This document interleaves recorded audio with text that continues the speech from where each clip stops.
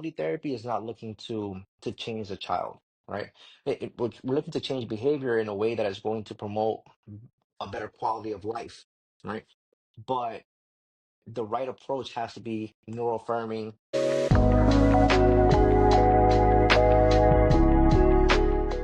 Welcome back to the Uniquely Wired podcast. I'm your host, Nani. And on this episode, I'm so excited.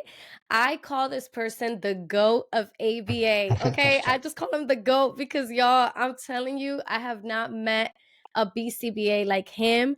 No shade to any good BCBAs out there because I know there's great ones out there. But I mean, the work that Jonathan puts in, the strategies, his patience, his understanding toward autistic individuals, it's inspiring. And so I'm going to let him introduce himself. And then we'll get right into the questions because we're going to be talking, as you guys can see by the title, we're going to unpack ABA. I know there's so much, misconceptions, so many things out there and negativity about it, but I'm all for ABA. Jonathan, I don't know if I got to tell you this, but I'm all for ABA. Both of my kids were part of ABA programs, and honestly, it was a blessing for us. It was very helpful. But yeah, I'm excited to break down ABA and for you to share, you know, your passion and what you're doing for the community. So please introduce yourself. Thank you so much, Nani, for your first of all for your kind words and also for having me on. Is obviously a great pleasure to be here. My name is Jonathan Plaza. For those that don't know, on Instagram I go by my ABA coach. Um, I'm a board certified behavior analyst, and I've been basically in the field of behavior analysis for gonna be about 16 years now, right? Wow. First as a behavior therapist at first, back then they didn't consider them registered behavior technicians or RBTs. It was just we were considered a behavior assistant, right? Practicing under a behavior analyst.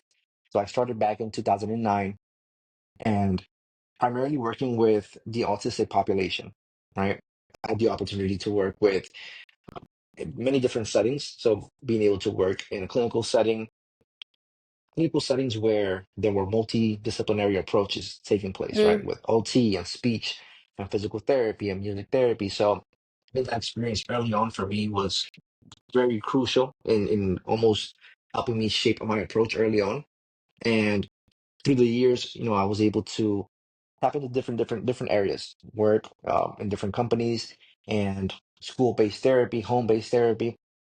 And then through the years, um, through those collaborations and my experience, I was able to start, shaping my own approach, right? And understanding, the things that work, the things that don't, right? right. And like you mentioned with the field, there is a certain narrative surrounding it, right? And ultimately, there are many misconceptions in regards to ABA, which I'm sure we'll unpack in a few, but through the years, my purpose was really trying to serve these families to the best of my ability and making sure that I can do my part in helping improve quality of life. But I did run into barriers despite my preparation, despite my academic experience. There were barriers that, I didn't I didn't know how to go through, and I wasn't prepared for that during my clinical experience or during my academic experience. I wasn't trained for it, right? So Mm. then that raised a lot of questions for me, and it made me want to dive a little further into ABA and how we can tailor this approach so that we can more effectively, produce more sustainable outcomes, right, with our children on the autism spectrum. Yes, thank you so much, honestly, for everything that you do. I mean, I learned from your post, and I'm sure the listeners to follow you, because at this point I'm like, you have such a big follow, and I know you continue to grow, and it's amazing that you're being such a help to so many families because we know that the spectrum is so broad, right? It's so huge. Um, there's no two autistic individuals the same. They may Right. have similarities, maybe similar interests, but they're so unique. And I Sure. know I can speak for myself with my two kids. My daughter and my son, they're so different in so many things. My daughter was receiving ABA for 5 years. In the beginning of her diagnosis, it was very hard because she struggled a lot with emotional mood swings, a lot of mood swings, a lot of meltdowns, and I could not figure out for the life of me what was triggering her. Like I just could not. And I just kept on, trying different things because, when you have a child that can't communicate verbally, and at that time we didn't really have an AAC device. So it was a guessing game. You can just Right. imagine it was a guessing game. And I think when was it, 2022 or 2021, I became a behavioral technician Okay. with an agency and I loved it. Of course they gave me the younger babies and I was so happy because it's my experience, it's where I'm at now in this season of life, in this stage. And I love the one little girl that I had. She was 7 and she was just so sweet, a Spanish family, and the mom didn't speak English. So, of course, me being bilingual, I was able to speak to her, and she just felt seen. She felt heard. She was just like, "Oh my God, at least someone gets me. You understand." But it takes so much compassion and understanding. Like, it's not just getting a training and a piece of paper and a Right. certificate. Like, it's so much more than that. You have to have the passion, you have to really want to help these families. And I feel like we could talk about all the things, but I do have a couple questions for you. And I think the first one is, what are some of the biggest misconceptions about ABA and how would you clarify them, especially being in the field for so long now?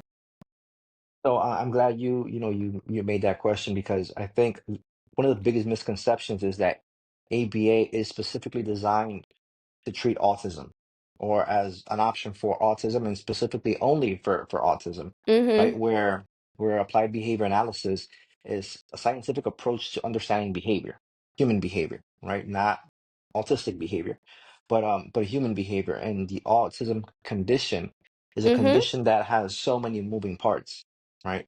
So when we try to apply what we've learned to behavior that has many other variables that influence it, right? We could be limited to a certain extent, right? So when it comes to applied behavior analysis, something that for me is very important is trying to educate on the fact that it's an application of behavior science. Behavior science being the broader, most the bigger umbrella, right?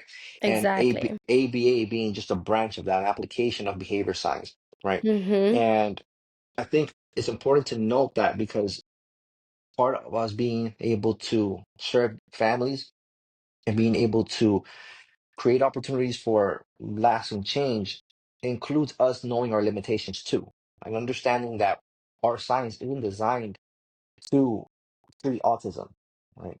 Our science is designed to try to understand the relationship between behavior, its environment, and how we can produce change in that way, right? And this is not just applicable to the autism spectrum, but this is just applicable anywhere where human behavior is of concern or of interest, right? Where anywhere where behavior change is of interest.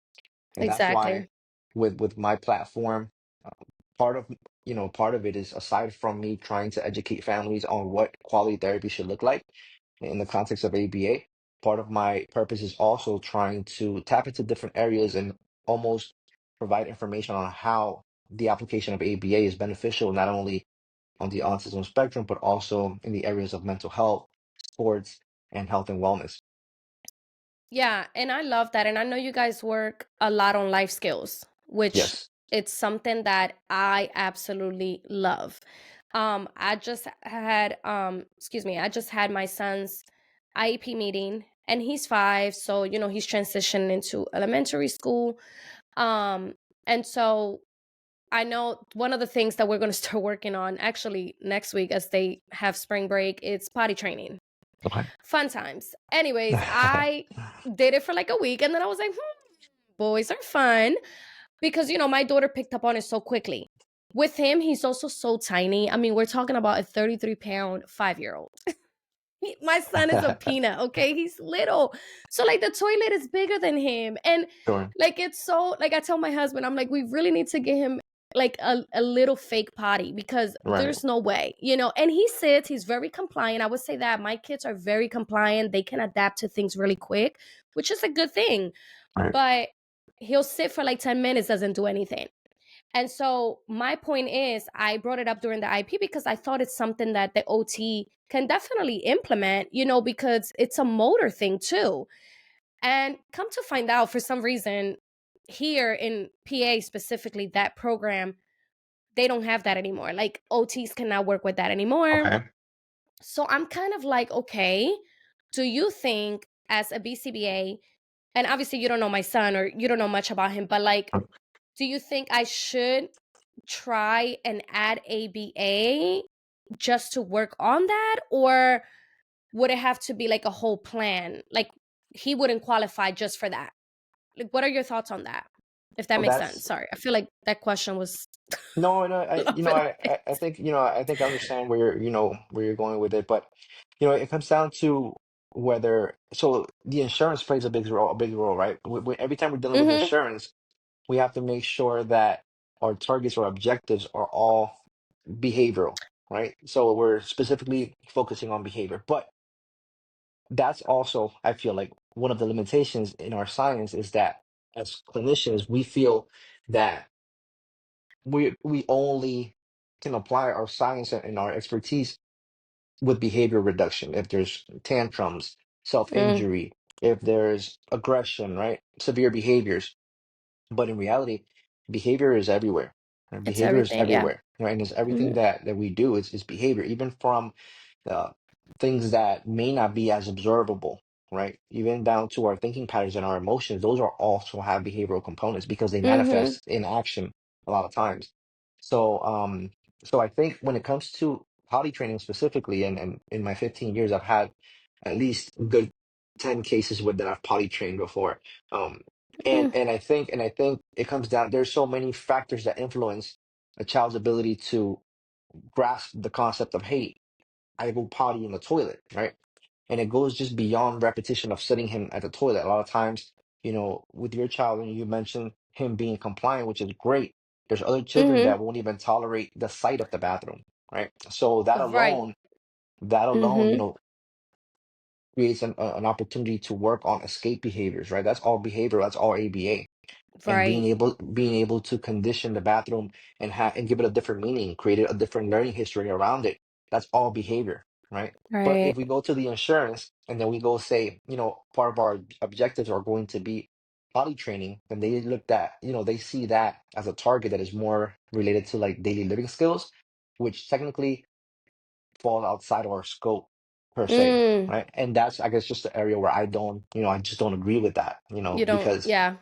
I just don't agree with that because it's all behavior, and if we don't find a proactive way to improve the behavior, then the likelihood of him grasping the concept of potty training is going to be difficult. So I think behavior, if anything, and I'm biased obviously, but if anything, out of all of the disciplines, we would be the most equipped to help a child um uh, retain that and be able to be receptive to learning potty training, in my opinion, obviously. um so those are some of the limitations in our science, especially when we're going through insurance. So maybe if you go I know privately. insurance is a pain. Ugh, it's a Mhm. pain. I was just thinking, like, is this something that I should probably consider again? And once he starts kindergarten and they do an evaluation on him, I'm sure the behavior specialist there will let me know. It's funny, I've run into him at Target the one day, and he's like, "Oh, he's coming to the school too," because my daughter's at the school, and it's a charter school, but they're amazing, and the behavior specialist is awesome. And so, I'm sure it's something that we'll work on because, like I said, he's very compliant. I think it's more of I think there's, we talk a lot about the brain and body disconnect. And I don't think his brain is really telling him, or his body, either one, that like this is where Right. you do one and two, So he's like, as soon as I get him off, like, okay, let me just do number one in the pull up. Well, great. And I'm still grateful that he's still compliant. But yeah, that's something we're going to be working on. And definitely, I'll probably be hitting you up with some, For sure. maybe needing some tips, especially him being a boy. It's difficult. My husband works all day. So it's a little hard, so I'm just trying to find. I've been connecting with moms that have boys, and they're 7, 8 years old that are still struggling with potty training. Like my best friend's son, he hates underwears. He'll go potty, but he hates underwear. So it's always something. I feel like you cannot win. um all right, so how does a BCBA ensure that ABA therapy is tailored to each child's specific strengths and needs? think part of it has to do with really trying to understand the behavior first, understand the person, and possibly the variables that are triggering the behavior prior to just wanting to implement strategies for behavior in a very generalized way, right? So I think it takes having a very holistic approach to understanding behavior, right? And I think that is what creates an opportunity for us to provide a personalized approach. Otherwise, if we look at behavior and we go, about it the way we've been trained to, where it's just focused on antecedent strategies, which is basically looking to proactively prevent behavior from happening, or looking at it from a lens of four functions and just trying to categorize human behavior into just four functions, whether it's attention, tangibles, access to tangibles, sensory, automatic reinforcement, or escape, and being able to just limit behavior to those four functions. I think it does a disservice to the family and to really the treatment plan, right? It doesn't allow it to be a personalized approach because, in my opinion, behavior in general is multifunction. So it could be for attention in one moment or in one context, where it could be for escape or for access to tangibles in another context, especially with individuals that have difficulty with their expressive language, right? Mhm. So it's so difficult to look at behavior and just categorize one behavior to just one of those four functions, right? So I think understanding that and trying to understand the triggers that can elicit that type of behavior, and having a holistic understanding and a holistic approach to behavior, I think is what allows for a personalized approach, increases the likelihood of being able to really target, behavior from the inside out, I guess, if that makes any sense. That does make perfect sense. And, it's interesting because this past Friday, I was at a daycare and I was giving my autism presentation. And one of the teachers was explaining to me how one of the students, and he's like, I think three, not diagnosed, but they do believe he is autistic. And, um, she was saying how, which was a very interesting question she asked. I can't remember the whole question, but I know she was just saying what she can do in that moment when there has been preparation for the child. He's very attached to the teacher. So whenever she needs to go to the bathroom and she's letting him know, he becomes very like he has a whole tantrum, very difficult time. I believe he's an only child as well. And I think it's just mom. So to me, it was more the way I saw it, the way she was explaining it, it felt like there's a sense of safety with her. And so anytime that he sees her leaving, he might feel like, okay, a part of me is leaving. Where is she going? Am I going to be left alone? What's going to happen? So I didn't, that's pretty much what I told her, that that's what it sounds like. There's an attachment. And I think sometimes we feel because a child is autistic or has specific challenges or a specific disability, we can't like put our foot down, Yes, and be absolutely. tough. Yeah, And absolutely. I think with my kids, I'm like, like I know what's the autism and I know what's your personality. And it's hard Right. at that age, he's three, so it's a little hard to tell which is which. Because otherwise she says he follows through the entire task, all the things. It's only when she has to step out the room. So I don't know, what do you think that could be? What could be the trigger from that? I think the attachment that you mentioned is a big part, and I think obviously the learning history there, right? So Mm, to a certain extent, the child has a learning history with the parent, and it's being to a certain extent is being reinforced, right? That behavior is being reinforced, and it's funny that you mentioned the putting our foot down, because that's exactly what happens sometimes as parents. Where, because perhaps the child may have a diagnosis, we feel like perhaps they're not able to grasp certain concepts or won't be receptive to understanding certain dynamics. But you know, they're so adaptable, and mm, they learn so quickly, right? And they learn so quickly the great things and the not so good things too, the bad habits as well. So, at times, with children, the more aware they become, then the more you start to see like behaviors that are more like with the intention to manipulate, things like that, just like, quote unquote, typically developing children. So it's just mhm. being able to identify those two things and differentiate the two, and not strengthen those behaviors that we don't want to increase, or to continue, right? Not being able to not continuing reinforcing them and rewarding them. Exactly. And I think that's something that a lot of families struggle with. I mean, I know families that are in long wait list. Um, and I think it's unfortunate, because it is so many kids needing it. And then you have the parents that are like, nope, not doing it. And then they're out here complaining and frustrated because their child is having this rough behavior. Maybe they're not being compliant at school, or they're just having a hard time overall.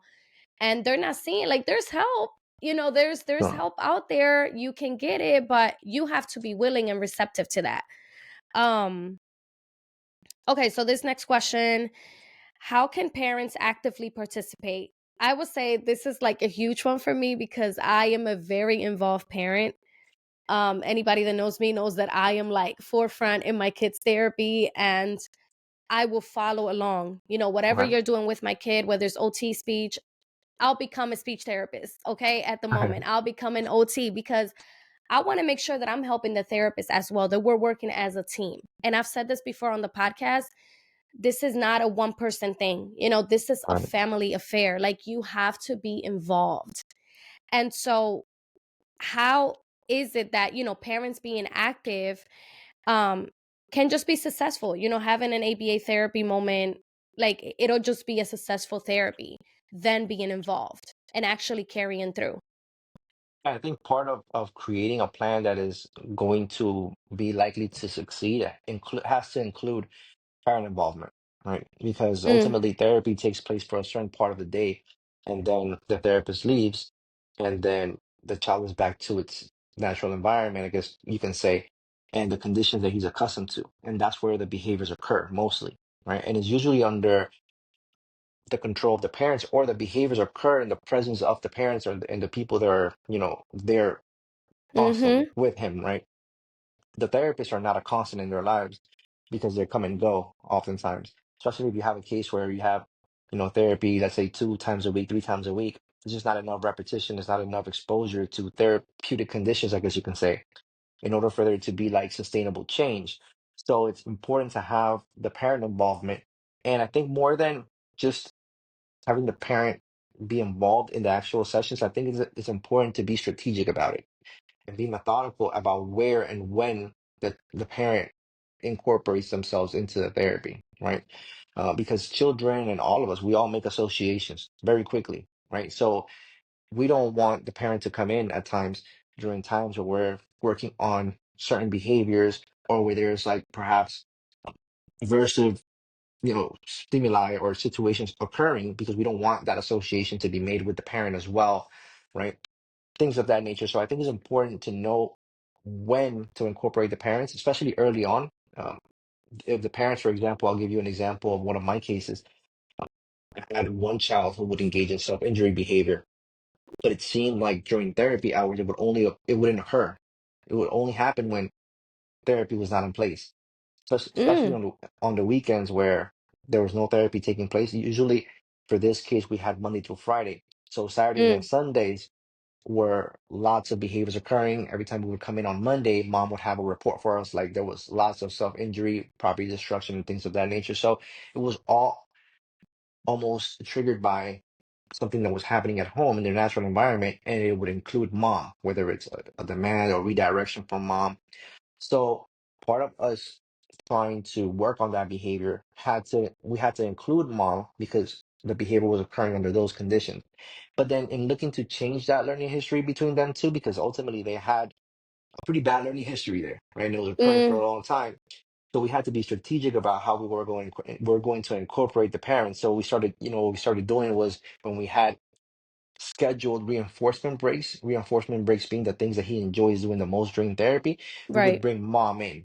So we would be have mom come in and be the one to set the criteria or the contingency for him being having access to those things, or having access to the trampoline, for example. So when it was time for trampoline, mom would come in and mom would say, okay, first clean up, then trampoline.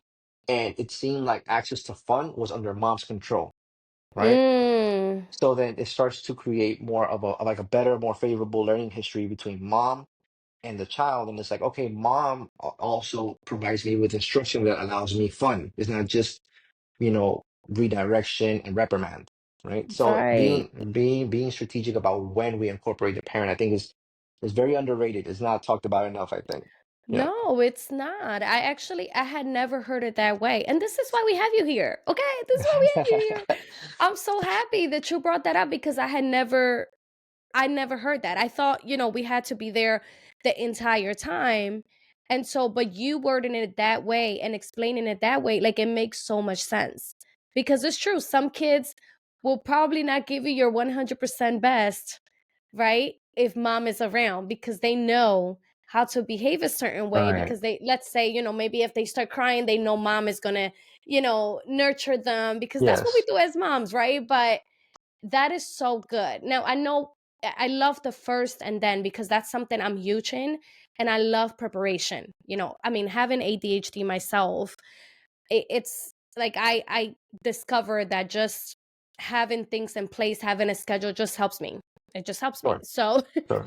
with my son, having him home, this year, it has been an adjustment because he was in preschool for 2 years. And so I don't want to send him to the public school. So I homeschooled him and I kept him here. And I'm noticing every time this has been going on for 2 months now, I want to say. Um, every time I get my daughter from school and we pulled into the driveway, like he starts crying. I mean, he just Okay. starts having a whole tantrum. And I'm like, I don't understand. Like in the morning when we drop her off and we come home, he's fine. So like what is the difference between the morning and now? Like I'm not understanding. So I've been having such a hard time with that because I'm talking about he'll cry for a good like 30 minutes, 40 minutes. And I can't deal with the whining. Like the whining drives me crazy because I'm like, what is it that you want? And he Yeah. has a device, he's pretty good at it. So I'm like, what is going on, buddy? Like, what do you need? So, he's obsessed with the phone. He loves watching his ASMR videos. I mean, people just breaking bottles and all the things. I'm sure you've seen kids watch videos like that. And it's so like intriguing to him. And I'm like, well, no phone right now, phone later. I was at the Sure. doctor's office this morning and I was like, what do you want? I want to play phone. And I'm like, no, phone later. Okay. Yeah. Mama sees the doctor. Then Miss Gia Then comes. His OT came earlier. And then you'll get phone. And it's a lot of steps. And I'm sure it's hard for him to process all of that I just gave him. And I try to keep it very short and very straight to the sure. point. Um, but and he was fine. He was fine. He's very good at self-regulating, but it takes him some time. And it's just crying and he tends to hold on to me very tight. That's what he does. And I'm like, it's okay, buddy. I understand you're frustrated, but we're not getting phone right now. We're gonna wait. So it's just been a thing that's been a daily thing that he's been doing, and it's something new that he's been starting. So I Right. really don't know what is triggering him, to be honest. Because there's nothing different. The routine is the same. So I can't see anything changing. It's difficult when, with situations like that because obviously for us, or at least for myself, I have to really observe and actually go through like a very thorough protocol in terms of like assessing the behavior in order to be able to provide suggestions that are actually going to be helpful Right. or may be helpful, right? So not knowing exactly all of the moving parts there kind of limits me to Mm-hmm. how much I can suggest. But Right. very generally speaking, I would say that a lot of times when we can't see the relationship between the behavior and what's triggering it, what happens is during therapy or even, as parents, we see the behavior that's occurring at the moment and we tend to try to associate it with what's going on at the moment, the environment. If your child is tantruming or whining or he's engaging in some type of protest behavior in the car, you're assuming that it's happening because you're transitioning now to having to pick up, his sister or go on an outing, right? And you're assuming that the behavior is occurring because he doesn't want to perhaps engage in that type of activity. But sometimes, behavior occurs, especially with individuals that have difficulty with expressive language. It happens almost to warn, almost as a warning to warn the parent, like, hey, if we do this, that, and the other, I'm likely not going to behave my best, or I'm going to engage in this behavior, and it's my way of communicating to you. Perhaps I don't want to do this right now, right?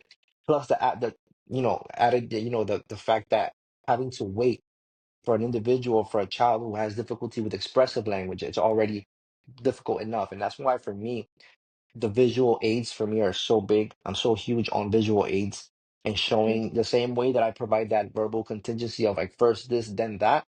I like to also supplement that with a visual aid that shows him actively, going through the steps or going through the activities that are going to take place so that he can visually see when he has access again to where he was, for example, maybe in his room or where he was playing before we transitioned, or when he's going to have access to that preferred activity or the phone, for example, with the example you gave, right? Mhm.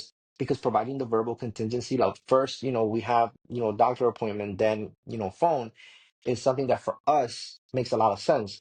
But for the child, he may not associate that because in order for him to make that association, he has to see the action, right? It has to happen reliably and consistently, right? So every time we can bring in the visuals and show like, oh, look, this is where we are at right now, doctor's office.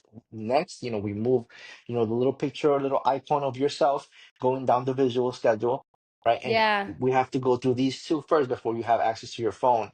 I think that Mhm. and the timers for me are must-haves for me in therapy. Visuals and the timers. The timers, for me, in my experience, have been almost like a tool for me to help teach waiting and give waiting significance because telling a child to wait is almost like for them is neutral. It's like, what does that even mean? It just means I'm away from the stuff I want to do. Right. But Exactly. if you have a visual, if you have some type of auditory stimuli that signals when access to fun is going to happen, then he starts to understand, like, oh, I have to wait for the sound to come off. I have to wait for the timer. And this is what waiting means, right? And that's the biggest thing. Is teaching what does waiting mean more than just saying, hey, we have to wait first, That could be difficult for them Yes. that could be a difficult concept for them to kind of grasp. Yeah, no, I totally agree. And it's so true, the whole visual thing, because we could be so quick in talking and this is going to happen, this is going to happen. And he's probably like, girl, what are you talking about? Like, I didn't understand Yeah. nothing that you just said. He's Um, still he's still in the moment where the phone was removed. And that Exactly. He's like, "What? Like, you just took this away from me." But yeah. it's funny because he didn't have it at all. I don't give it to him at all until like close to bedtime because he likes to sleep with it. But it's things that we're learning as they get older. I always tell parents, especially that are just getting a diagnosis, I'm like, this is a world that, let me tell you, you are constantly evolving, you're growing, like you're seeing your child try new things, and then they may not like that thing. You know, Right. so on and so forth. And so it's just been a learning thing for us, especially with him being a boy. And then my daughter, she's a little more reserved, more to herself. He is very like friendly. He'll throw himself at you. Like he's very lovable. That's just his personality. So Right. that's hard too, because you're like, okay, there's the personality Yeah. part. And then, like I said before, there's the autism. And identifying the two could be difficult Yes, yes, because it yes, could kind yes. of clash in there. That is Um, very true. Very true. I know. So the next question is, what are realistic expectations for progress in ABA therapy? This is a big one because I think parents are like, well, my child has been in ABA for years and I'm not seeing much progress, right? So, what are those expectations from a BCBA perspective? And how can parents and caregivers determine if their child is truly benefiting from ABA? Because I think also sometimes I've heard cases where they've been told they need ABA, but technically the child does not need ABA, right? Right. And so you see the parents stressing because they're like, well, I'm not seeing any progress. I'm not seeing that this is really benefiting my child. Um, so how will you answer that question? With progress, it's so tricky, right? I have sometimes when I do my initial assessments, I'll have families say, how long do you think we have to do ABA therapy for before we, see this behavior go away? And it's just such a difficult question to answer because, like I mentioned, I am of the belief that ABA therapy, specifically when working with children on the autism spectrum, is limited as to what we can do because autism has so many moving parts from gut health to neural activity. How is that affecting behavior, right? Just Right. overall health, medications, allergies. These are all medical physiological factors that influence behavior, and ultimately, you know when we come in with an expertise of looking to im- improve behaviors, right, and manage behaviors and trying to implement proactive strategies for them, but Mm, we're not equipped to manage or account for the factors, the underlying factors. Like, say for example, with children on the autism spectrum who may have imbalances with, like the good bacteria, gut health, Mm, right?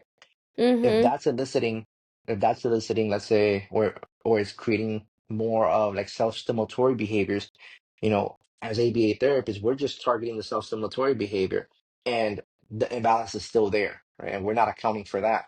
So just like that example, there are so many other factors that are affecting behavior constantly, all the time. And that's why I love what you mentioned just now, that it's not just a one discipline thing or a one person thing. It takes a village, it takes a multidisciplinary approach.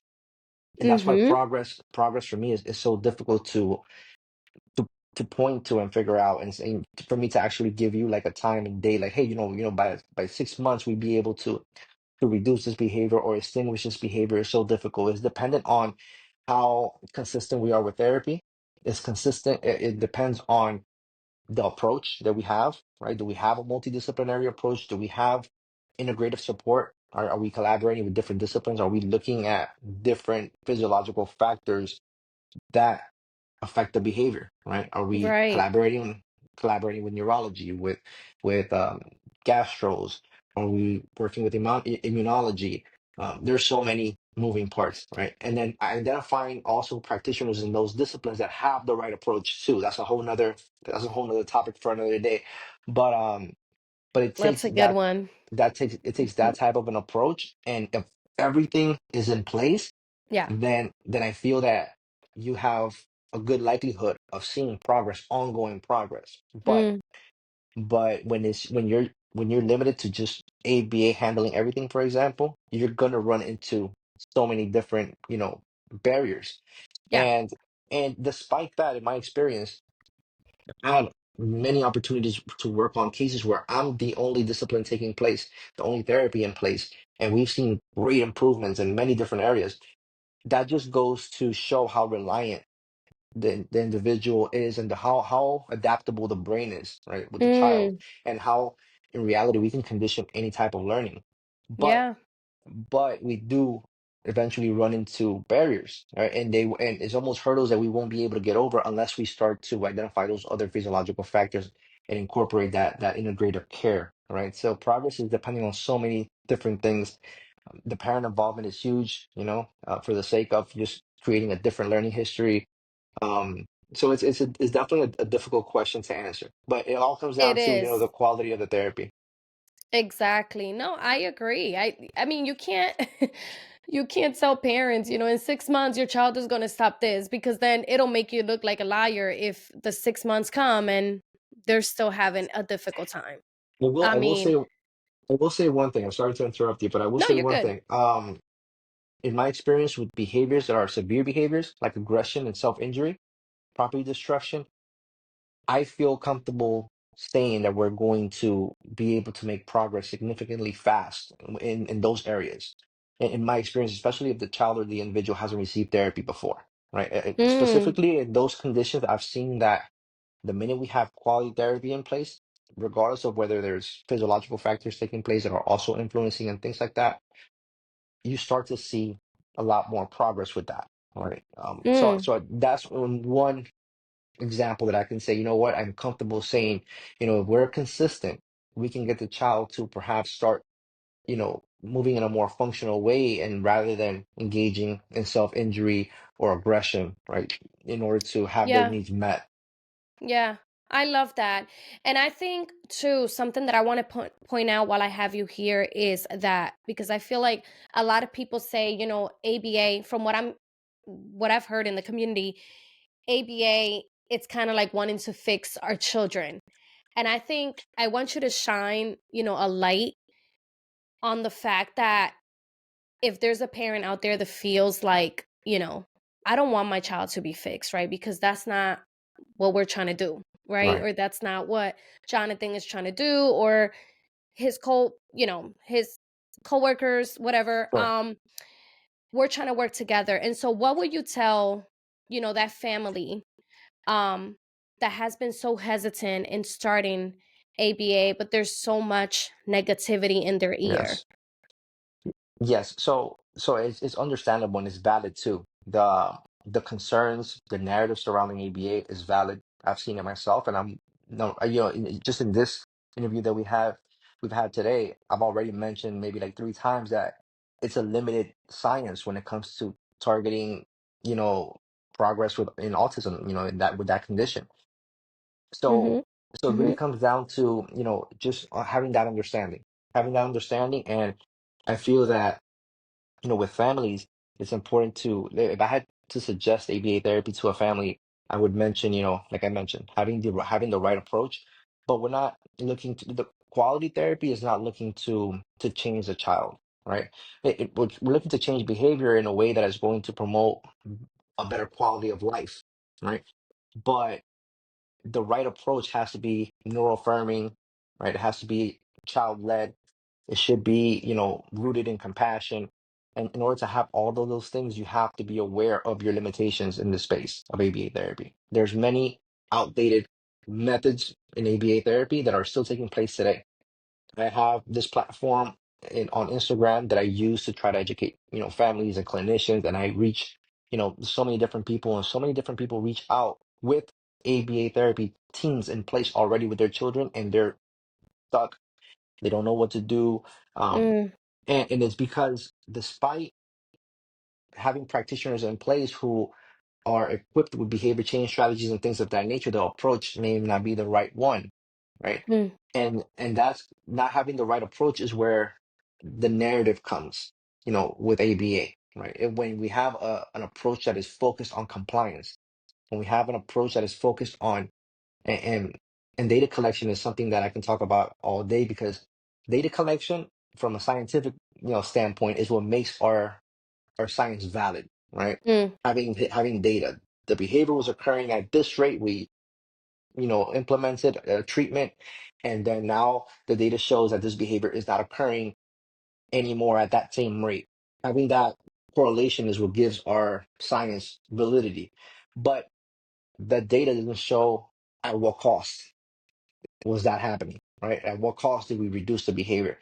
Right, and that's why for me compassion and having a compassionate approach and having an understanding of what behavior is and looking to understand it before looking to change it is so important, right? So I think with families that are hesitant, I feel like they have a right to be because there's valid concerns around it, but I think it's just finding the right approach.